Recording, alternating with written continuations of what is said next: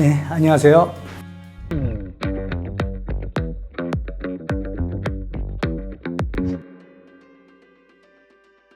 네, 보통 제가 이제 심리학을 한다 그러면 그 심리학에 대해서 잘 모르시는 분들은 혹시 이렇게 내 마음을 읽지 않을까, 혹시 독심술 이렇게 생각을 많이들 하시는데, 사실은 심리학이 다른 사람을 딱 겉에서 보고서 그 사람의 마음을 읽는 그런 학문들은 아니거든요. 그래서 우리가 과학자들이 보통 어떤 물질을 이게 알칼리인지 산성인지 그러면 리트머스 시험지를 해가지고 이제 아는 것처럼 심리학도 사실은 그 인간의 마음과 행동을 이렇게 과학적으로 연구하는 그런 학문이기 때문에 우리가 좀 더 객관적으로 측정하고 그 데이터에 근거해서 우리가 보통 판단을 하기 때문에 오히려 다른 사람의 마음을 잘 판단하지 않습니다. 섣불리 판단하지 않고요. 또 저희 가족들은 제가 그걸 잘 모른다는 거 다 압니다. 네.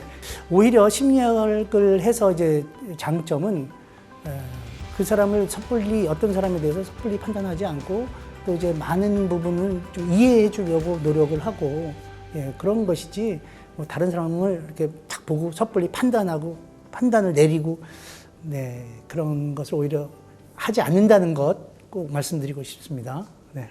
네.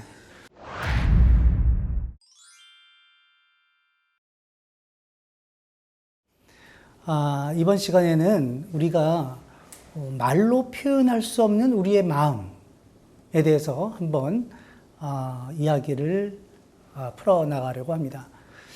우리의 마음은 말로 표현할 수 있는 마음이 있고 말로 표현할 수 없는 그런 마음이 있습니다.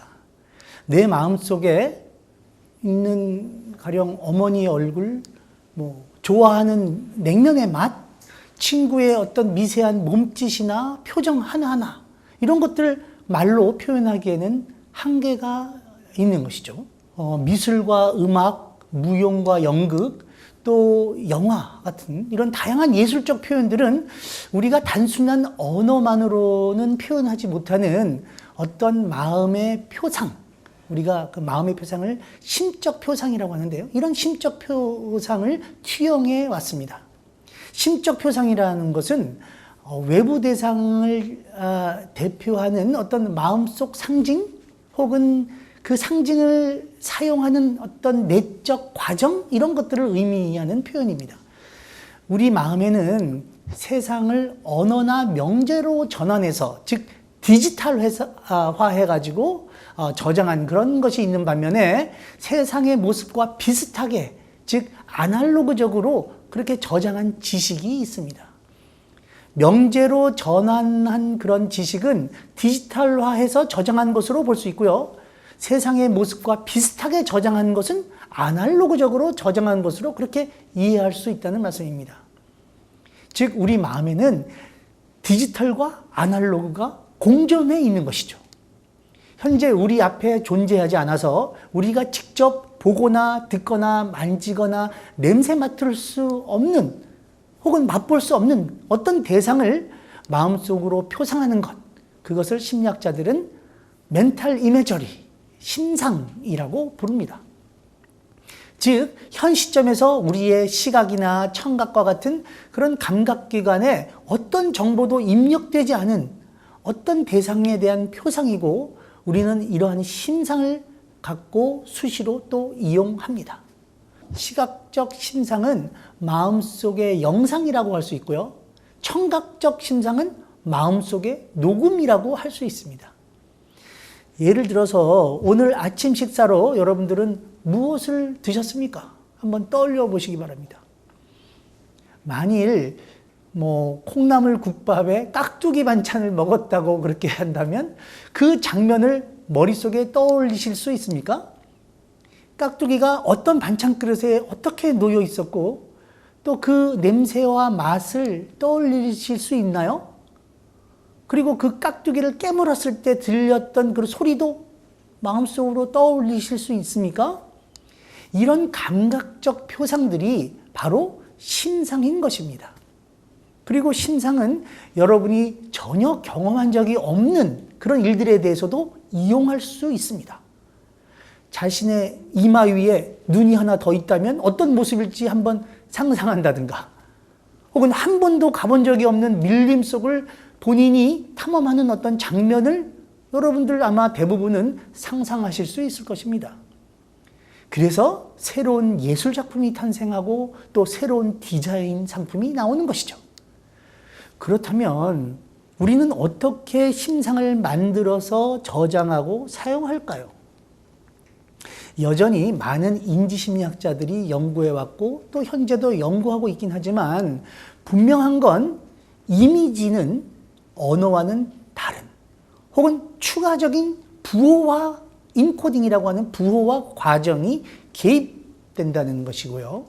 심상을 형성할 때 실제로 우리가 지각하는, 즉 보거나 듣거나 하는 그런 뇌 영역이 함께 사용되고 있다는 점입니다. 즉 우리 마음속에 상상하면서 보는 것이나 실제로 눈을 뜨고 보는 것이나 같은 뇌의 영역이 작용한다는 것입니다. 가령 우리가 보는 과정은 여러분이 직관적으로 생각하시는 것처럼 그리 간단하지만은 않습니다. 예를 들면은 여기 자 보세요. 휴대폰이 있습니다. 여러분은 이 휴대폰을 보시면서 보는 즉시 그것이 이게 검은색, 네모, 그리고 이게 어디에 있다? 이 크기가 크다, 작다? 뭐 이런 것들을 즉각적으로 아시는 거죠. 하지만 여러분들의 뇌에서는 사실 이것의 색, 또 형태, 위치, 혹은 움직임, 이런 이 하나의 대상이 갖고 있는 다양한 시각적 특징들, 이런 것들을 다 우리 뇌에서는 따로따로 처리를 하고 또 그것을 다시 합치는 이런 아주 복잡한 과정을 거치게 됩니다. 예를 들면 우리 시각정보 처리의 경로는 처음에 그 여러 가지 빛의 얼룩들이 우리 눈을 통해서 우리 뇌로 전달이 되겠죠. 근데 그 1차적인 시각 정보들은 우리 뇌에서 이 후두엽이라고 하는 이 뒤에 시뇌라는 곳이 있습니다. 이 시뇌로 전달이 됩니다. 네, 모든 정보들은 눈으로 들어와서 시각 정보들은 들어와서 시뇌, 비주얼 코텍스라고 하는 이 시뇌로 전달이 되고요. 이 시뇌에서 크게 두 개의 경로로 또 그 정보들이 전달이 되는데 그 대상의 형태 이런 것들은 이 측두엽, 후두엽에서 이 측두엽으로 가는 무엇 경로로 전달이 되고요. 그 형태나 색 같은 것은 이 무엇 경로로 가고 그 다음에 그 대상의 위치, 또 움직임 이런 정보들은 두정엽이라고 하는 곳, 우리가 그것을 어디 경로라고 부르는데요. 어디 경로로 이렇게 전달이 됩니다. 아주 복잡하죠. 사실은 우리가 직관적으로 어떤 것을 딱 보면 그것이 무엇이고 어디에 있다. 이걸 여러분들은 너무도 쉽게 알지만 가령 여러분들이 인간처럼 어떤 대상을 보고 인식하는 AI, 로봇을 만든다라고 생각한다면 도대체 인간이 어떻게 사물을 보고 인식하는지 그것을 알아야 쉽게 인간과 유사한 로봇을 만들 수 있지 않겠습니까? 그런데 사실은 우리는 너무도 쉽게 어떤 대상을 보고 무엇인지 알지만 우리가 그것을 어떻게 아는지는 그동안 우리 인류는 알지 못했습니다. 마치 여러분들이 자동차를 내가 운전하고 사용하는 거는 알지만 그 자동차의 복잡한 구조나 어떤 식으로 회로가 연결되어 있고 무슨 일이 그 안에서 일어나는지 잘 몰라도 자동차를 사용하시는 것처럼 사실 여러분들의 뇌에서는 아주 복잡한 일들이 일어나는데 그걸 전혀 모르는 상태에서 이 뇌를 그냥 사용하고 계신 것이었죠. 만약에 우리의 모든 정보를 받아들이는 이 시뇌가 손상이 되면 어떤 일이 벌어질까요? 눈은 멀쩡해도 여러분들 눈으로 들어오는 모든 정보가 볼 수가 없게 되는 것이죠. 시뇌가 손상이 되면 볼 수가 없게 됩니다. 가령 오른쪽 시뇌가 손상되면 왼쪽에 있는 것들이 안 보이게 되죠. 왼쪽 시뇌가 손상되면 오른쪽에 있는 것들이 다 보이지 않게 됩니다. 그리고 오른쪽 두정엽, 이 어디 경로가 손상됐을 때에는 어떤 일이 벌어지냐면 왼쪽에 보이는 것들에 대해서 의식에서 사라지는 일들이 벌어집니다. 제가 오른쪽 시뇌가 손상되면 어떤 일이 벌어진다 그랬죠? 오른쪽 시뇌가 손상되면 왼쪽에 있는 것들이 보이지가 않습니다. 그렇지만 이 손상된 환자의 경우 왼쪽을 못 본다는 것을 본인이 압니다. 의식적으로 알아요. 그래서 가령 뭐 식사를 이렇게 딱 갖다 드렸을 때 반찬을 오른쪽에 있는 것도 왼쪽에 있는 것, 뭐 비록 왼쪽에 있는 거 잘 안 보이지만 다시 고개를 돌려서 이렇게 드십니다. 다 오른쪽에 있는 거 왼쪽에 있는 거 다 드세요. 그런데 문제는 오른쪽 두정엽 쪽, 이 어디 경로가 손상된 환자는 식탁을 이렇게 갖다 드리면 왼쪽에 있는 것들에 대해서 본인이 못 본다는 것 자체를 의식하지 못해요. 의식에서 사라지는 겁니다. 그래서 왼쪽에 있는 반찬은 못 드시고 오른쪽에 있는 것만 드시는 거죠. 완전히 달라지는 겁니다. 의식이 있느냐 없느냐의 차이가 되는 것이죠. 이렇게 시각적으로 볼 수 없는 어떤 한쪽을 시각적으로 볼 수 없는 분들이 그렇다면 과연 심상, 눈을 감고 상상해 보라고 했을 때에도 오른쪽 두정엽이 손상된 그런 환자의 경우 왼쪽을 전혀 상상하지 못할까? 이런 질문들을 할 수 있는 거죠. 네. 오른쪽 두정엽이 손상된 이런 편측 무시증 환자에게 예전에 익숙한 장소를 머릿속에 떠올려 보라고 하고 보이는 것들을 얘기해 보라고 하면 어떻게 될까요? 예를 들면 연세대학교 이 신촌 캠퍼스를 너무나도 잘 알고 있는 어떤 분이 있다고 합시다.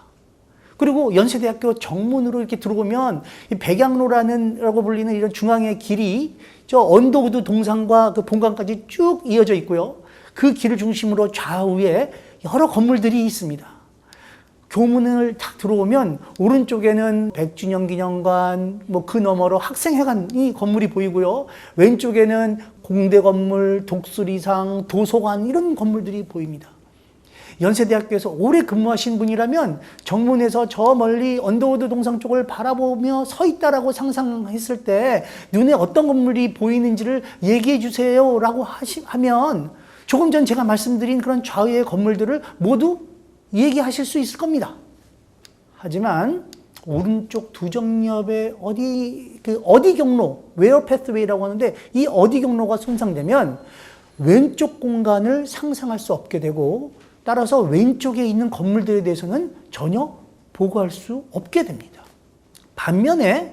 반대로 언더우드 동상에서 교문 쪽을 바라보면서 있다라고 그렇게 상상하면서 보이는 건물들을 보고했을 때에는 아까 보고할 수 없었던 그런 건물들을 다 보고할 수 있습니다. 그러니까 이것은 기억의 문제가 아니고 심상의 문제다. 그리고 이 심상은 마치 보는 것과 거의 유사한 그런 기전을 갖고 있다. 이렇게 말씀드릴 수 있는 것이죠. 이러한 현상은 우리가 지각하는 것과 이미지를 떠올리는 것이 아주 비슷한 기제로, 비슷한 메커니즘으로 작동하며 공통된 뇌 영역이 관여하고 있음을 보여주는 증거입니다. 또한 펑셔널 MRI, 이 기능적 자기 공명 영상 기법을 이용한 최근 뇌 영상 연구들에서도 우리가 실제로 지각할 때와 또 이미지를 상상할 때 유사한 뇌 영역이 활성화됨을 보이고 있으며 또 심지어 무엇을 상상했는지, 가령 뭐 수평선을 상상했는지 혹은 수직선을 상상했는지 이런 것들을 시각 영역을 담당하고 있는 뇌, 거기를 보면은 그 활성화 패턴을 갖고 이 사람이 지금 무엇을 상상하고 있다라는 것도 지금 알아낼 수 있게 된 것이죠. 하지만 이런 발견들과는 달리 지각과 심상이 완전히 동일한 것은 아니다라는 그런 증거들도 있습니다. 어떤 사람은 지각은 정상인데 이 지각은 정상인데 심상을 떠올리지 못하는 사람도 있고요.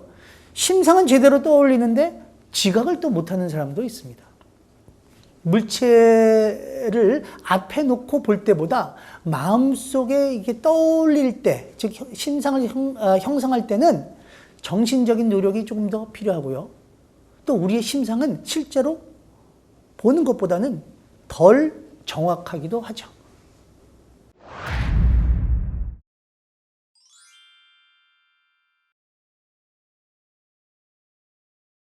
너무도 자주 보셨던 500원짜리 동전. 그런데 이제 그 학의 그림이 이 오른쪽으로 날아갑니까? 아니면 왼쪽으로 날아갑니까?